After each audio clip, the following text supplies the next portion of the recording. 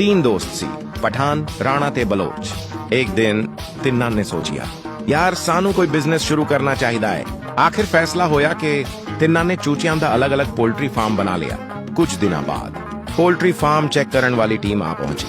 सब तो पहला ओ बलोच दे फार्म ते गए। डॉक्टर ने पूछया बलोच साहब तुसी चूचियां नू की खुराक दे रहे हो?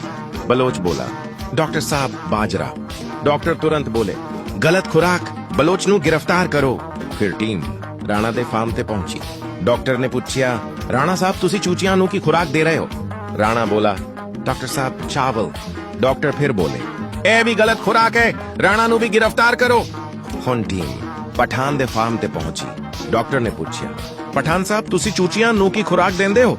पठान थोड़ा घबरा गया ते कहंदा डॉक्टर साहब मैं ते हर चूची नू 20 रुपए दे देंदा हां ते कहंदा हां जाओ जो मर्जी खा लो।